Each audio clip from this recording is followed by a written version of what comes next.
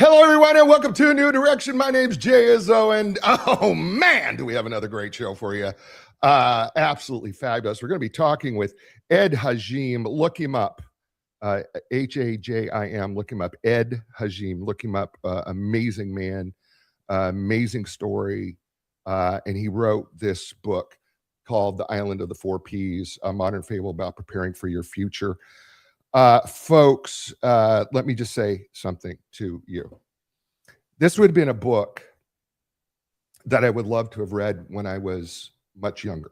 I would have loved to have read a book like this. It'd have been great.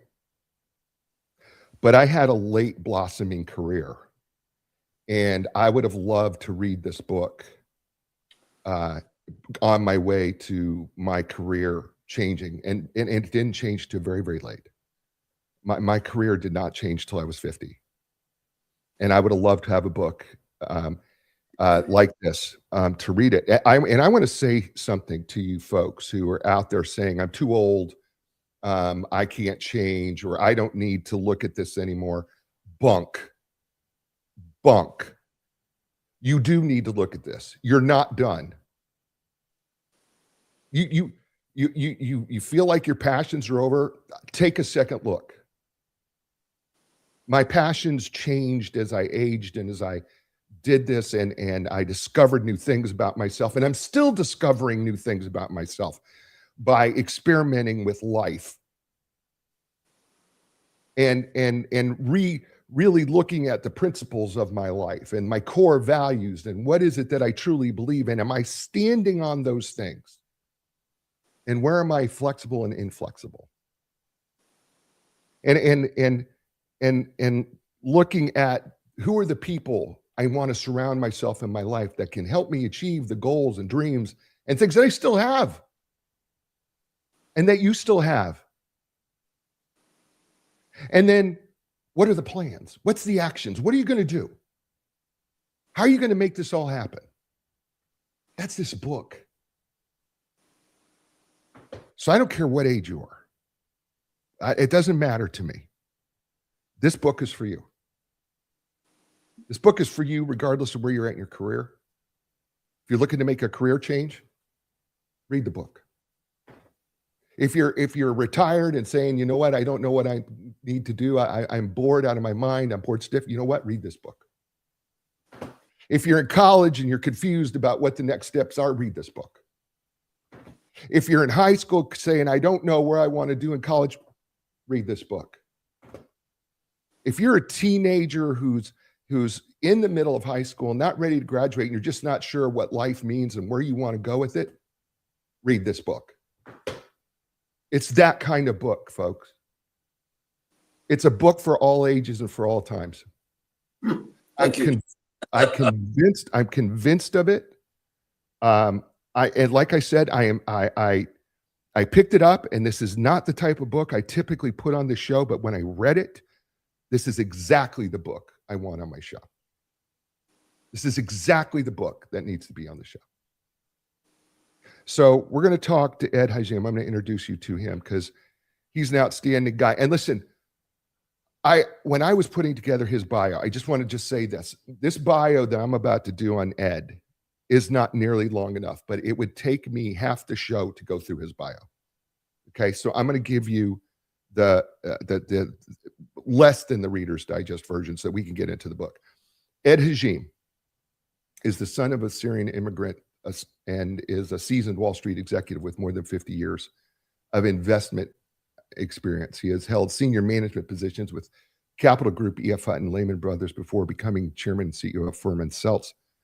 Ed has been the co-chairman of ING Barings, America's region, chairman and CEO of ING Altelis Group, ING Furman Seltz Asset Management, chairman and CEO of MLH, chairman of High Vista, Boston-based management company. 2008, after 20 years of being a trustee at the University of Rochester, Ed began an 8-year tenure as chairman of the university's board. Upon assuming that office, he gave the school $30 million, the largest single donation in history to sports scholarships and endowments, the Edmund A. Hajim School of Engineering and Applied Sciences.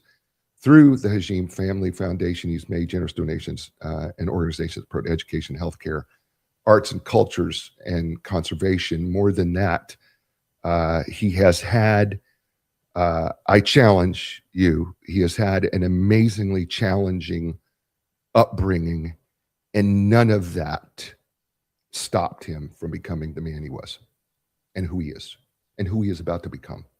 None of it. Taken from his mother at 3, with a father who struggled trying to make ends meet,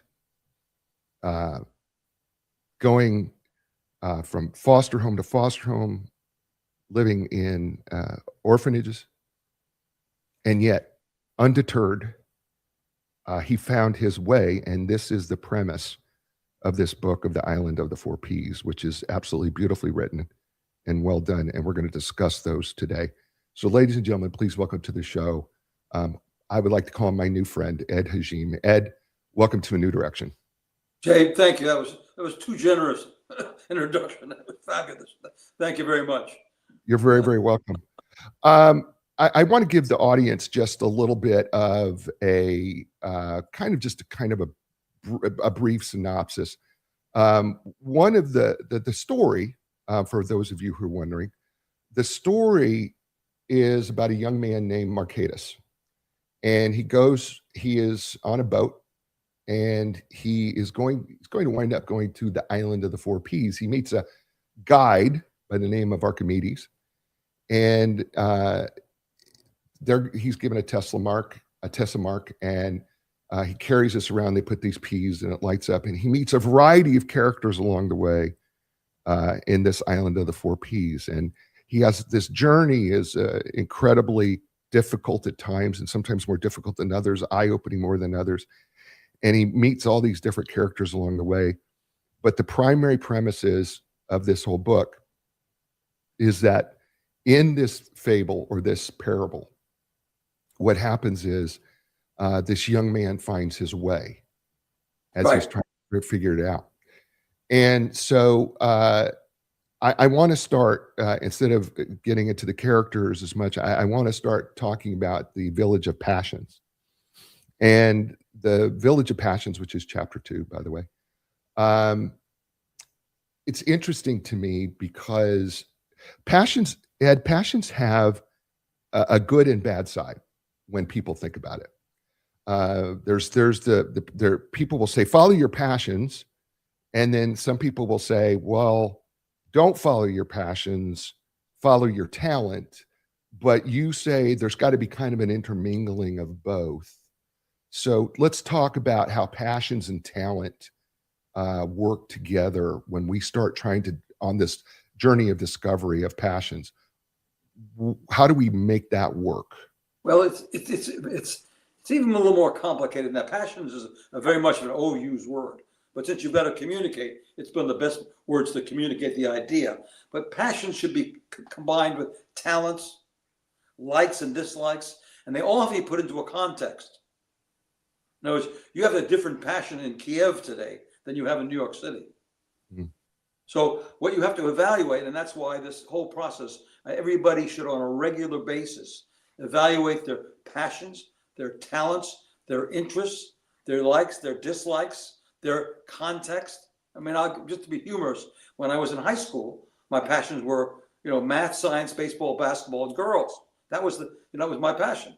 But when I went to college, those morphed. They morphed into other areas. My math and science morphed into engineering, and finally into chemical engineering. My baseball and basketball freshman year, I found out I wouldn't be a professional athlete, so that morphed into extracurricular activities.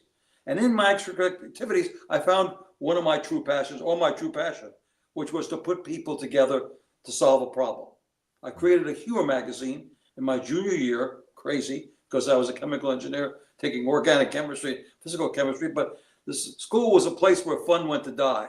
I mean, it was really too academic. It was really awful.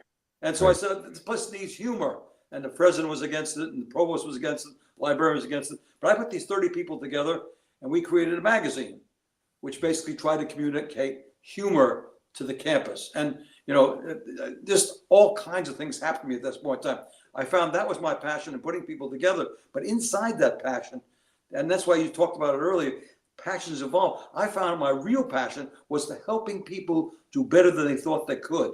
And I didn't find that out until early in my business career, when some young man came up and said, Mr. Hajim, I really like working here because you want me to do better than I think I can. And so I realized that was my secret. And of course, you can either have that or develop it. I think I developed it over time. Stimulus and response. I helped people. They felt good about it, so I helped them again, back and forth. That's how my passion changed. And so, it changed, and you had to pay attention to it, because you could utilize it over time. And passions also, change with age, change with location, change with relationships. And now, unlike my grandfather and my father, they could have one passion for their entire life. We are in an age of change, and you have to change your passions. You're going to pivot a number of times. I've pivoted completely. And my passion, one of my principles, by the way, when I was on Wall Street, was to live happy, was to live hidden. Now here I'm on Facebook. I'm on Instagram. I'm talking to this guy Jay in television. The whole business. So you have to change, and that's what I think is very important for young people. And when I first put this book out, by the way, I very much believe in fables. Gulliver's Travels, Aesop's Fables, Celestine Prophecies, Who Moved My Cheese. Fables trap you into doing your own thinking. I can listen to you with the book. You've already been trapped into doing your own thinking about you.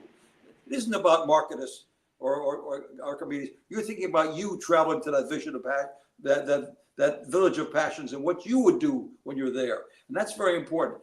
Self-help books, they tell you what to do. This, you're telling yourself what to do. So that's the thought process there. But passions, as I say, is a very overused word. I use it because you have to use some word, and it is talents. It's also likes and dislikes, and it's very contextual. I mean, totally different experiences can be in different places. As a coach, helping people try to find their purpose, and I think passions are part of that. Oh, my fifth P, by the way, is purpose, but that's another book. Well, I think this all kind of plays into it, because I think when you have the four, the four P's here, of passions, principles, partners, and plans, I think you're figuring out your purpose along the way. Right. Exactly right. I think that all plays a part into it.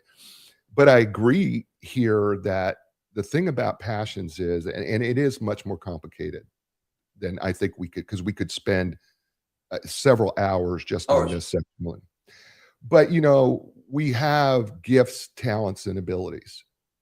Some are just natural that we get. Some are developed. Some we don't even know that we have, because we don't experiment enough in life. And I think one of the things that comes out of this book with Marketus is you have to experiment. Test. Exactly. Early failure is a gift. Go try it out. In my sophomore year, I thought I'd be a physicist. So I took advanced physics, where all the engineers were taking, regular engineering physics. I was there for about 3 or 4 weeks, and I realized these aren't my people. This is not where I want to be. I got my D+ and I got out of there quickly. And physicist was a word that I had to test out, because it sounded good. Because in high school, I got 100 in the Regents. I was a top physics student. But once you went beyond a certain point in physics, it was a totally different experience. They were wonderful people, but they weren't my kind of people. They weren't that interested in the human experience. They were interested in experiments and so forth. And so I went on. And I can talk about this constantly. One of my life is, and I tell people, keep testing, because then you'll eventually find your road. As you said, it took you a long time. That's unfortunate. Well, but we say it's unfortunate, but I think it's exactly the way it needed to play out for me. So, I mean, I don't see it as being bad.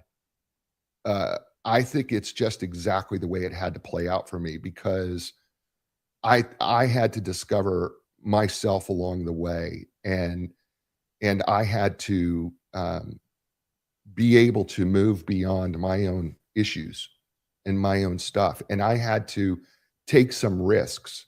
And in discovering my passions and what my true gifts, talents, and abilities were, I was stuck into a box that I felt this is my education, therefore I have to stay here in this box. And what I discovered was that the education's great. Listen, I went to college, grad school, and right, and thought I had to play here in this little circle. And the fact of the matter is, I wasn't thinking outside the box, and I had to go through all these different experiences. And some people would say they were negative experiences, but they were the exact experiences I need to go through in order to grow into what I do now as a behavioral strategist and coach, and what I do here, with the show and all the other businesses I'm involved in. Could not have happened any other way. It was my journey Here's your of, thing. and it just took longer than some other people's. And I think this is the thing that captured me about Marketus, and I think even Thalia when he meets her, because when Xenia brings her along, there's kind of this tension for me a little bit where she was like, okay, well, I can only get her to so far. It felt like she could only get so far.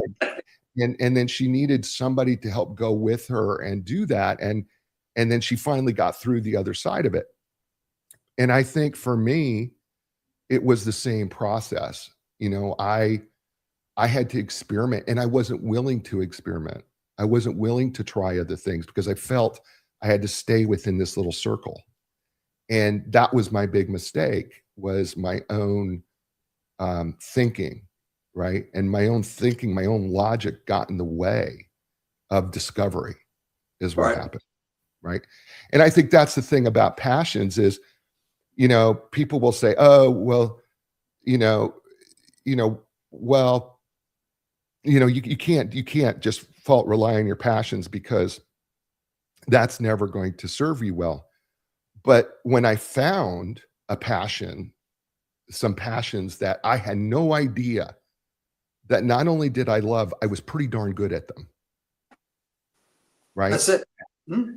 Right? That's the thing. I not only do I love this, it wasn't on my list. If you'd asked me when I was 20, was what I'm doing now on my list? It wasn't. That's what I want young people to continue to explore earlier, so they can find that. In fact, as time goes on and change becomes more rapid, that's more important. Yeah. More important because Grandpa could find he wanted to work as a chemical engineer. He went to work for Kodak. He stayed there his whole life and it was fine. Today, that's not going to be the case, especially if you're a junior lawyer today or a doctor. There are changes occurring. So you got to find out what part of the whole experience is your passion and how is that passion changing over time, as far as you're concerned. And as far as the system also changes. You can have a passion for buggy whips, but they're not there anymore. So. Right.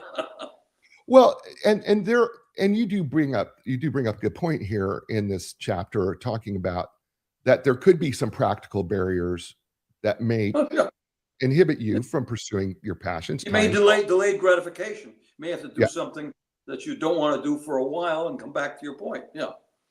Well, and that happened to me. And matter of fact, the best thing that ever happened to me was doing things I didn't want to do, to realize this isn't really what I want to do. And I want to do something different, but I didn't know what that was.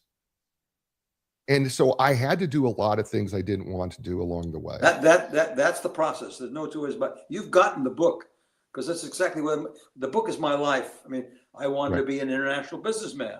So in between my years of business school, I went to Belgium and I worked as a Belgian chemical company. Didn't work. I was too early. 1963. It was all family business, highly, languages were terrible. So next summer I said, well, I still want to be an international businessman. I went to Nicaragua. Actually became fluent in Spanish, but I found down there it was too small, too corrupt, too early. So I found international business, which I thought was a good idea, was really not for me.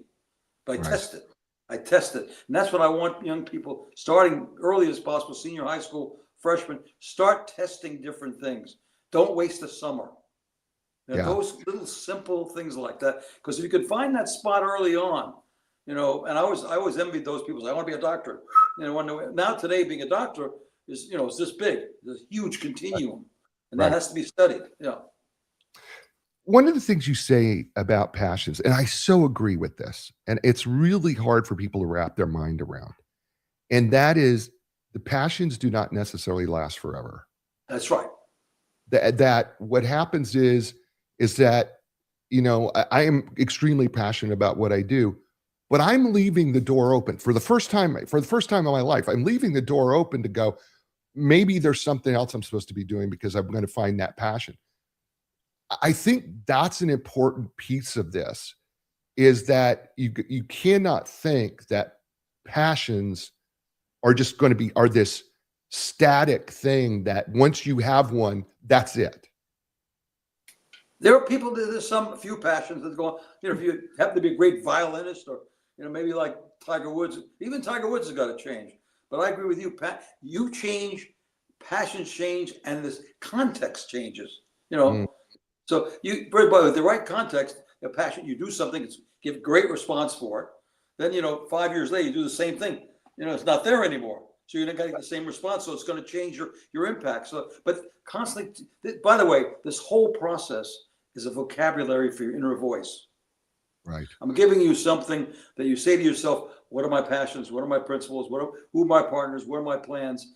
What are the 3 parts of life: self, family, work, and business? Constantly give that to your inner voice. And there's only 2 constants in the world: not death and taxes. It's your inner voice and change. And if you give your inner voice a vocabulary that allows you to handle change, you're ahead of the ball game. I mean, that's essentially it. That I'm trying to give young people this ability to handle change and understand themselves. And by the way, when Ed says young people, yes, I know he's talking about anybody in transition. Anybody in transition. So by the way, I give talks to nursing homes, and these young people say exactly what old people say. Because I wish I had read this book, way back. But now it helps me actually look back at my life and analyze the decisions I made. And even today, I'm finding other things I can do. I must admit, I thought originally it was 17. What's the market for your book? I said 17 to 25.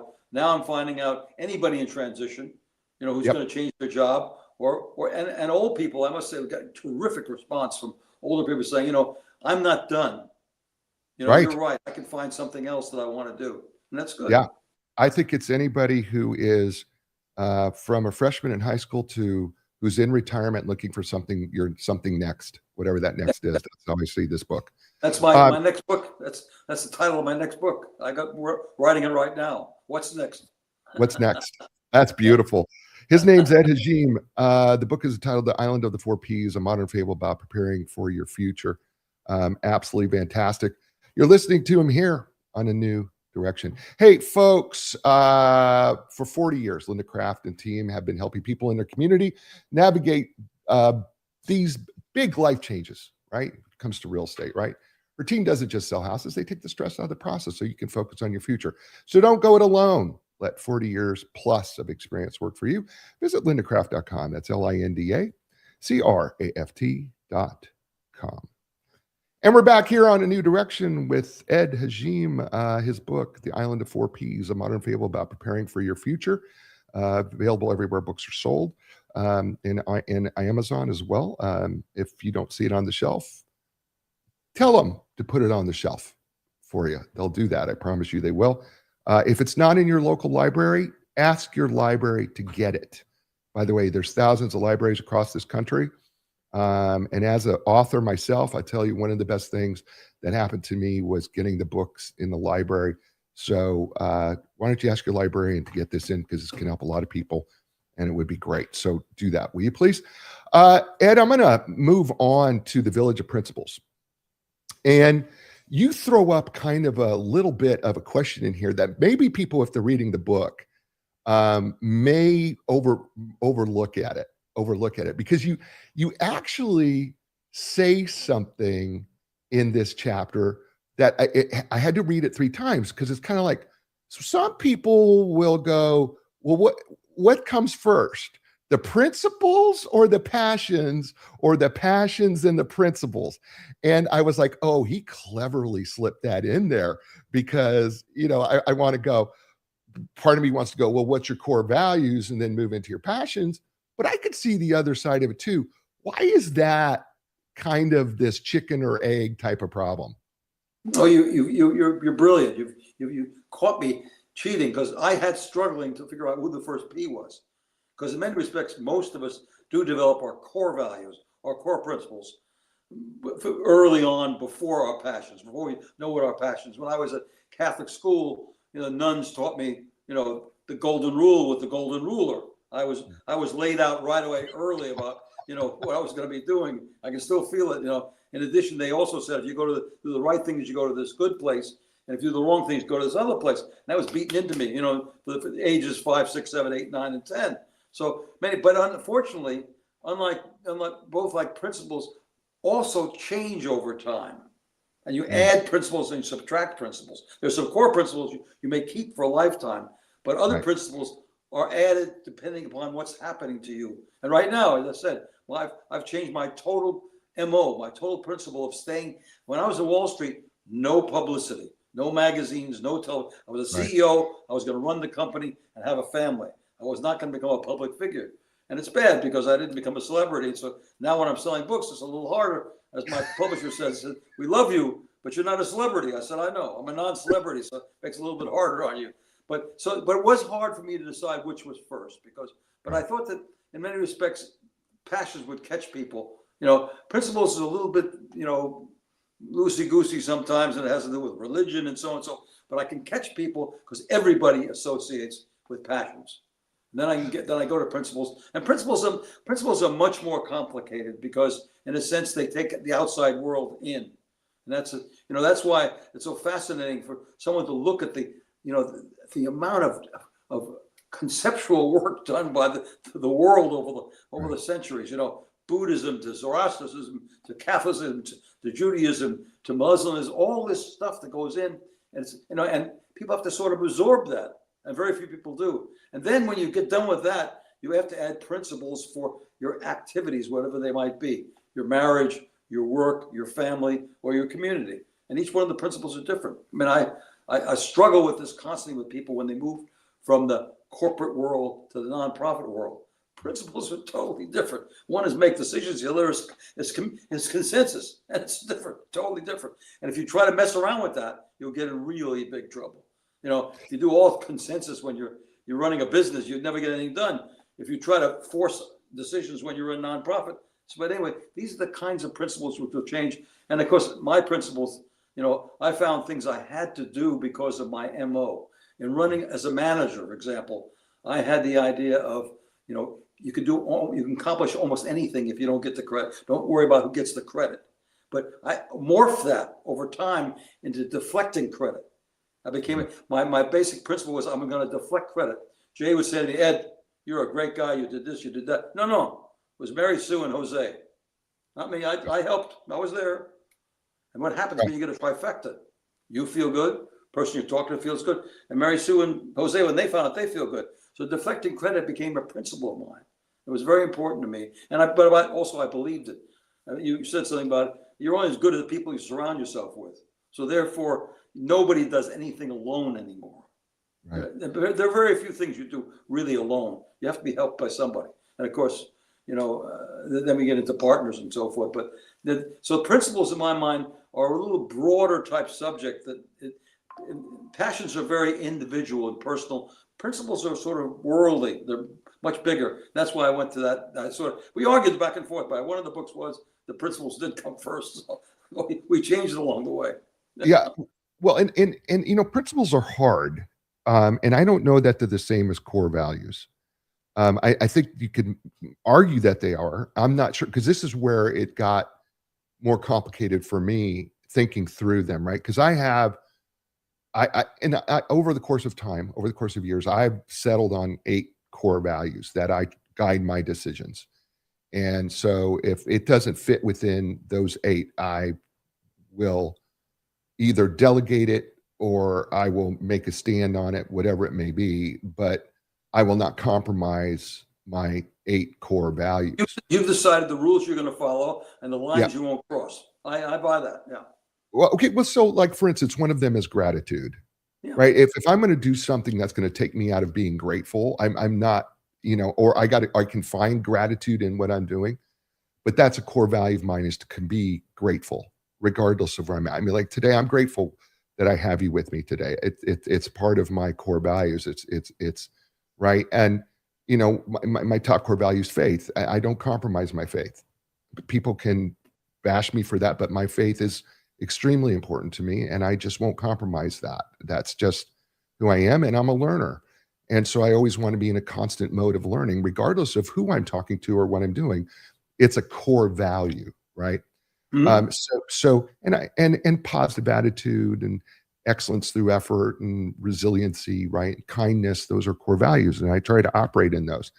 But the principles sometimes, I think, and this is where it gets complicated, I have to operate under certain principles, like you said. When I'm in a business mode and I'm in a business meeting and somebody has to make a decision and I'm put in that leadership role, well, now my principles have to change. As much as I would like to have everybody involved and come to a consensus, as you said, to make a decisions, my principles now can be consistent with my core values, but I have to make that decision That's exactly right. because That's no one exactly. else will. Which is why the idea of principles becomes so much bigger than what people want to think about them, because my principles do change, not my core values. My principles change depending on the environment that I'm in. Because Semantically, you could say they're core principles. right. Semantically, There I are could core do that. principles. In fact, the course I have, we have core principles and then principles for context. Right. So developing these principles, give some folks some ideas on how they might develop principles and yet, I had an author here who wrote a book. Dr. Ryan Govertson wrote a book called Success Mindsets, and he talked about one of the mindsets of um, basically of being inward versus outward, meaning that it's soft front, stiff back, meaning allow anyone to listen to everyone intently and try to get an understanding, but you don't have to compromise your back. So you can have a soft front taking it in, but have a stiff back. Help people understand development of these principles. How do they go about doing it? Because I think a lot of people can get a little stuck in going, I don't even know where to start with these principles. And I know Marketus is going through this one at a time. So maybe give people a little help here. Well, you basically are onto it. There's a process. Early on, you must develop rules you're going to follow. You call them core values, rules, and lines you won't cross, because you can do that as a young person. But when you get out in the real world, the lines get pretty fuzzy. So you've got to have those things nailed down. Exactly like you said, I won't cross this line. But you have to define this line early. And again, this is what I want you to do with college. You got those 4 years where it's a cauldron where you could fall down and get up and so forth. Try out. So draw those lines, approach the line, see how you feel, see how it feels, and so forth. So you have core value. But then when you enter a particular environment, whatever it might be, you've got to ask yourself, what are the principles that will make me successful, get the job done? It's what I call perspicacity, the ability to bring about an intended effect. This is what I want to happen. How do I make it happen? Let me give you a very prime example. I had this idea of, helping people do better than they thought they could.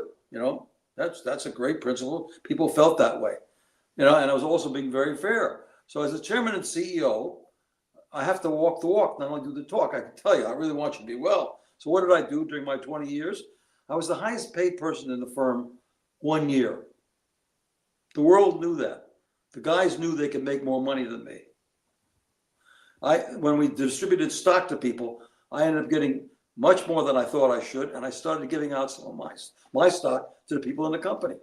So you have to sort of have a principle of fairness in a sense. You got to keep to that if you're going to manage. And management requires certain things. Now, if you're a salesman and you don't have anybody to report to, you have a different set of principles. You're trying to get the job done. You want to be honest. You want to sell the right product and so forth.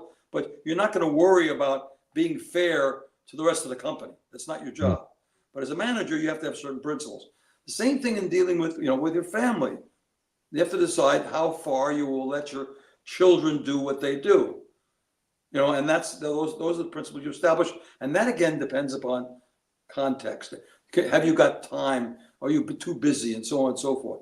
And that's why I argue strongly for these 4 parts of life, and they continue to realize that there's 4 parts of life: self, family, work, community, and it's not a balance. You're always out of balance. Yeah. Because as soon as you focus on one area, and you have to focus in order to be successful, you're basically neglecting another area, and it's starting to deteriorate.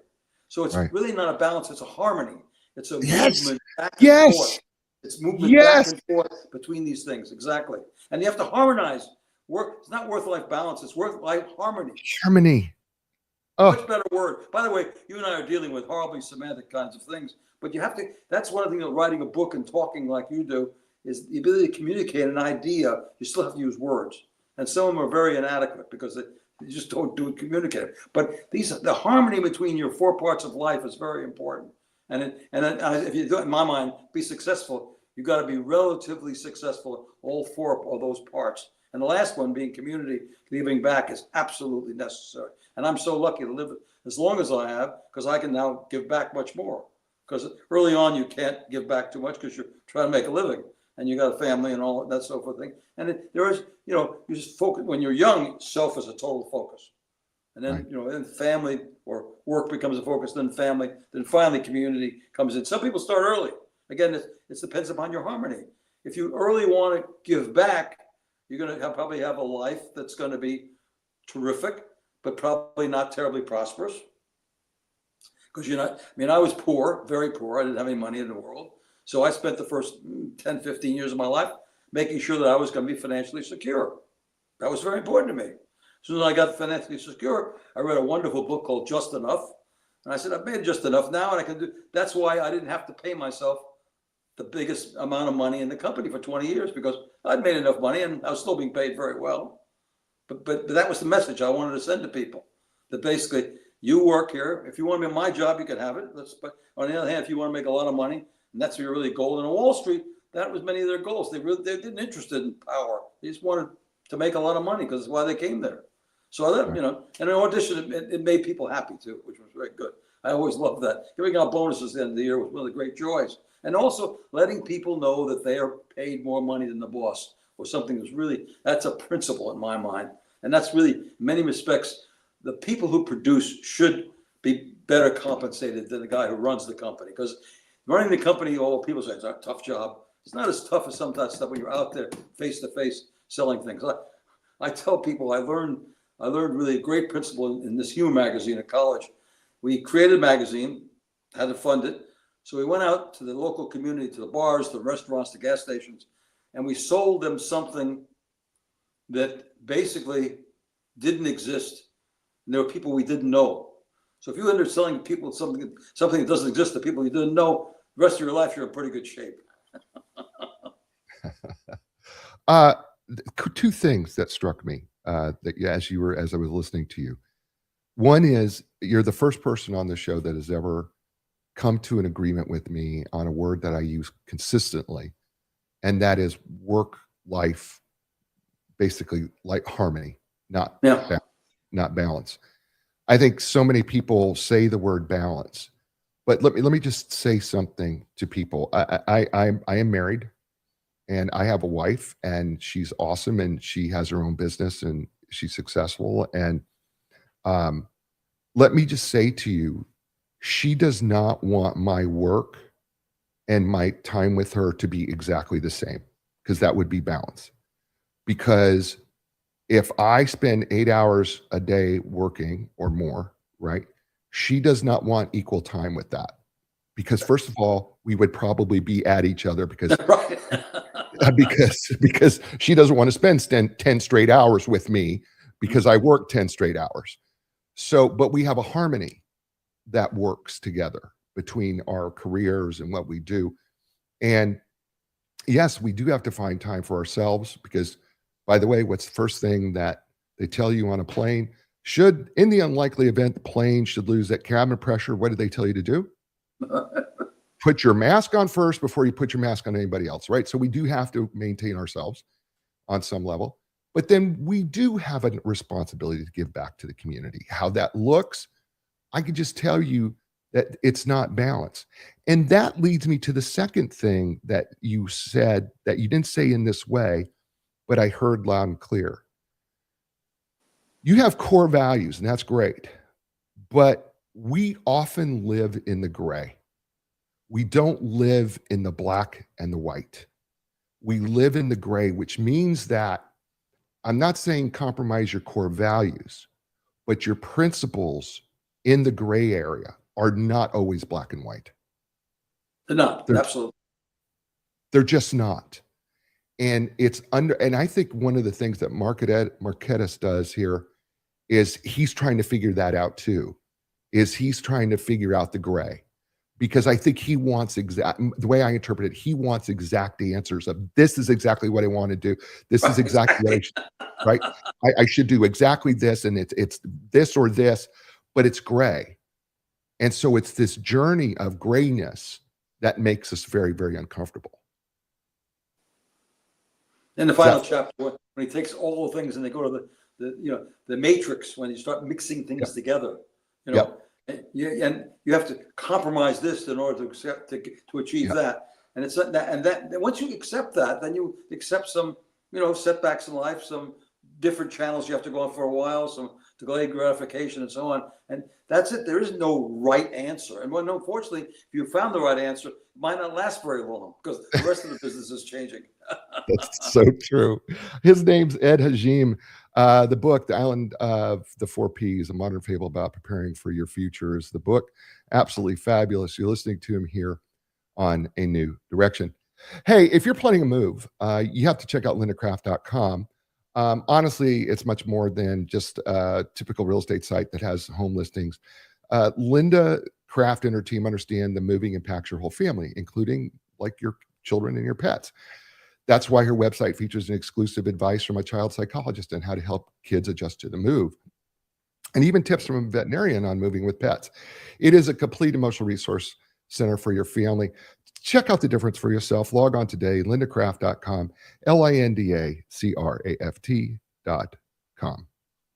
And we're back here on A New Direction with Ed Hajim. His book, The Island of the Four Ps, A Modern Fable About Preparing for Your Future. Absolutely fabulous for all ages. Young people, listen, I have a lot of you who have children who listen to the show. Some of you have grandchildren that listen to this show. Do them a favor. This is an easy to read, quick read, fun book. I'm just telling you. By the way, you can also listen to it. Oh, and I was about to ask you, I didn't check if it was Audible, and the gal did a fabulous job. She has 7 voices on it, which is unusual for her. That's the first time she's ever done that. So it's a 2-hour listen, and we take out the workbook part of it. So it's a play as you go through it. So, folks, get it on Audible. It's absolutely fab. It's just a really fun read. I enjoyed the journey with I call him Marketus. It's Marketus. I enjoyed the journey with Marketus and Archimedes. I really did. I enjoyed the characters along the way. With the blacksmith, who I had a picture in my head of what I had. The picture in my head probably came from Gunsmoke years ago, and I had all these pictures of these characters, and it was really fun.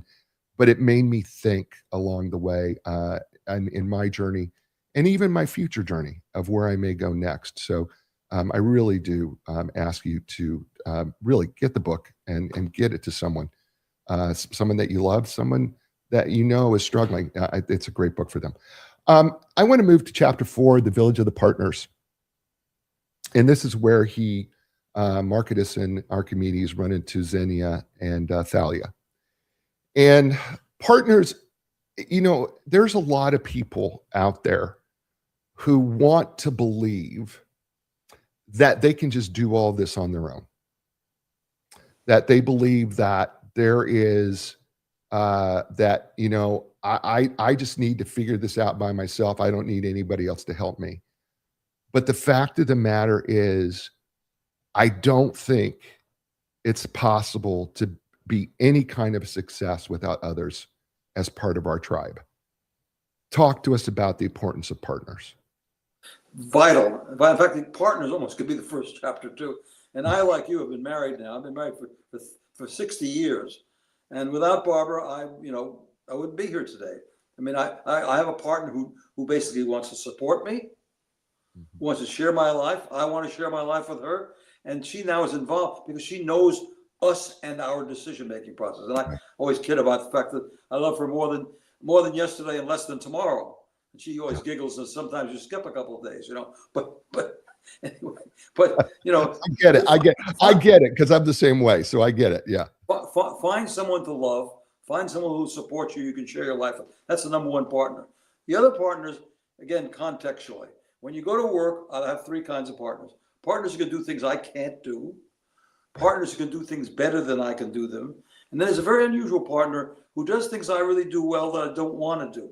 Just think if you have these three kinds of partners, either in one person or a group of partners, you end up doing things that you like to do, that you do well. And that's very important. Also, in today's world, with the changes required with the technology and so forth, having partners is key. The other thing is partners takes you down the line when you go beyond the stiffness of the word partners to friends.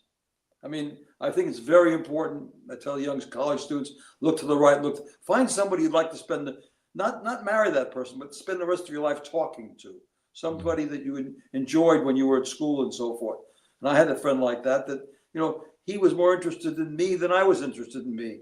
He would call me up and worry about me because that's the kind of person he was. He was a very religious guy, and we were in the Navy together. We were chemical engineers together, and we were together until he died.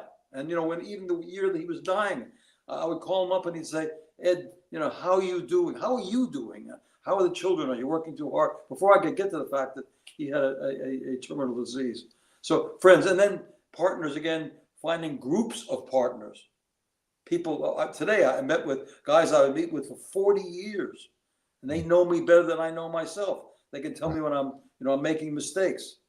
I have an investment group, which is basically for almost 50 years old. And these guys know me very well too. So that's a very broad span, but having those kinds of partners in life makes things so much easier. And in today, the complexity is so significant that I think having partners is even more important. I said there are very few things today you can do alone. Right. When I was reading this book and I was thinking through this partners section, I was thinking about something a friend of mine said to me years and years ago, and decades ago, actually. He said, there were four, you need to have 4 posts because it takes 4 posts to hold up a trampoline so that you can bounce things off of, right? And you need to have 4. Because if you have 3, the trampoline's going to tip one way or another. So you got to have 4. And I thought about this, and one of the partners that happens in the book, intentionally or unintentionally, is you've got to have that mentor partner. And like Archimedes is kind of a mentor to Marketus. I think that's a critical partner. And listen, the P1, right? Our spouses, the people that are significant others, are critical. I believe that wholeheartedly because my wife makes me better every day, and I try to make her better every day, and that's what we try to do for each other. And I agree with you. I love her more today than yesterday, and I love her less than I will tomorrow. And so I get that, and I feel the same way. But I think there's mentors, and by the way, mentors don't necessarily mean that they're older than me. It means that they've done things that I haven't done that I need to learn. They've been where you're going, been there. Right. So exactly right. And they're absolutely necessary. I recommend it as early in life as you can find. And you have to have different kind of mentors for different periods of your life and different things too. But find somebody who's been where you're going, can tell you a little bit about the road and the end result as well. Yeah, I think that's critical.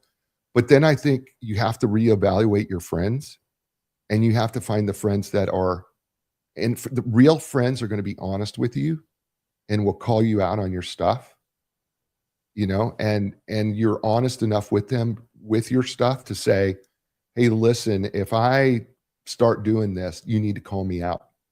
And they love you and care enough about you to call you out on your stuff. And I think that's so critical, because sometimes we get with friends I know when I was younger, it was a popularity contest because I just wanted to feel part of the group and thought that they were friends rather than true relationships that were building into me and I was building into them. And I think, when you talk about partners in this chapter, it really emphasized to me that your partners need to be building into you and you need to be building back. Is that a fair assessment of how Exactly, and also takes time. You can't have the short term. So no one can become your real partner or your real mentor in a short period of time. It takes time for you both to understand each other and to know what the needs are and the necessities. You have I call them 8 partnership principles. I think you call them 8 partnership presets that offer strong foundation for Actually, building.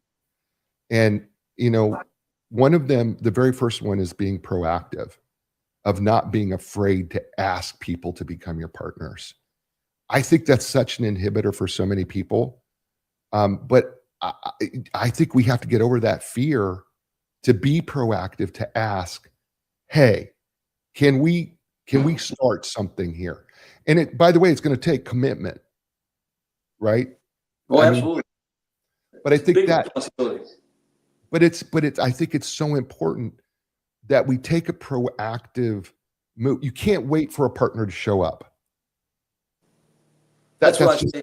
If you could do it at college or someplace early in your life, find someone who can be your non-spouse partner. I think it's very important. Someone yeah, who's interested in you, who you're interested in. It has to be a mutual exchange in that respect. That's the word friend really. If you define a true friend is exactly what you said, that can support you, but also will tell you about your stuff.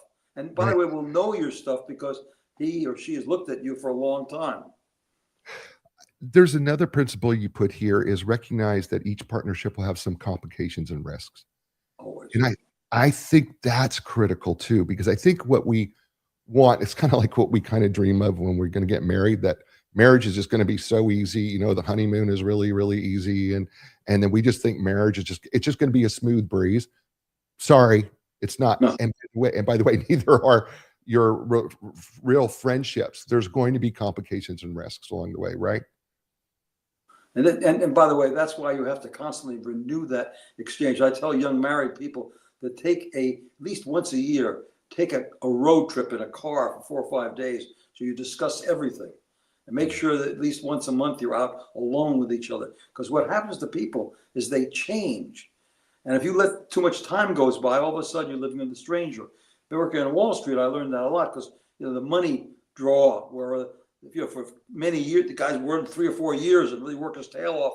And all of a sudden he wouldn't know who his wife was. So he didn't spend the time with her. So vacations, being alone, asking the questions on a regular basis. And by the way, people change significantly, either physically or mentally, or, something happens that changes them. You got to pay. If they change, you got to make sure you understand it, what you have to do for that particular change in person, especially in a marriage, because, a guy gets fired, that affects him. He loses his father, that affects him. She has a baby, that affects her. And it's a whole different process. So you got to be there and see the change and adjust to it. Well, Ed, we've done an hour, and Yeah. this has been so much fun for me. I hope you've enjoyed it. Well, I certainly have. I hope you have. I have been terrific. I'm so impressed by you. You have really got the essence of the book. I've been doing this for a couple of years now, and you may be the first person that really got the total essence of the book. You understood what it was to get trapped into your own thinking and take it into your own personal experience. Is what I want people to do. I want them to say, this is something that's good for me, not for Ed because he wrote the book. This is about me. Thank you. Thank you so much. Oh, no, thank you. Tell people how they can get a hold of you. Well, my name is horrible, and by the way, it's Hajim Hajim. Hajim sounds better. I must admit that. I always wanted to change it, but it's Hajim. It's just, if you put my name into Amazon, you get my 2 books. I have a very robust website. Ed Hajim author. I got 5,000-6,000 followers on Instagram, and I've 500,000 visitors. So I'm kind of in the mix now. But the Hajim works pretty well. It's the only Hajim in the world besides my children. I think my daughter found somebody in prison in Morocco, but That's those 5 letters made up by the customs, but they made up the name, and it's been terrible. I got the school's named after me, and I was so happy. Now 400 kids a year have to pronounce my name correctly. Yeah, well, and the host of the show didn't do it either. So No, that's Jay. I should have said something earlier. No, Some people check, but most people don't check because it's a flat name. And Hajim normally, is much more. It's much more, it's sexier. It's more interesting, but unfortunately, it's not correct. okay. Well, I apologize for that. No, I will. no, don't do that. It's good. We had fun. That was good. You were great. You really were great. But here's how I'm going to tell you: edhajim.com, right? Right. edhajim.com. That's how you can learn more about my website. I got my publicist has done a very robust website. You have to read my book to the website. And yeah, it's absolutely outstanding, and I love the website. I thought it was very well done. Thank you. And then find him on Instagram. Yep. And he's also on LinkedIn as well, and so you can find him there too. And I found him to be generous as well with his time and with me today. Thank you, Ed. Stay with me just for a second here. Sure. Folks, this is a show. It's what I say to you every week is the same thing. You're in control of 3 things in your life. Life doesn't always give us what we want, doesn't always give us what we expect. In fact, we find ourselves sometimes in circumstances we didn't even ask for. But you are in control of 3 things. The first is your attitude. You can always take control of that. It's not always easy to do it, but you have control over your attitude. Take control of your attitude today. The second is your effort, and your effort is tied to your excellence. The fact of the matter is we don't always have the same energy in the tank as we do in any other given day, but what will you do with the energy that you do have? Will you give your best effort and be excellent with it? And then third, we all get punched in the gut or punched in the mouth. And it's up to us to get back up again. And that's your resiliency. We need you to get up. Why? Because you're worth it, and we want you on the team. You had a lot of choices. You chose us. Thank you so much for doing that. I appreciate that. Give us a thumbs up on YouTube. Wherever you listen to the show, give us a positive review. We really thank you. And tell your friends. We're always grateful for that too. As I say to you all over the world, you know what that is. Ciao, everybody.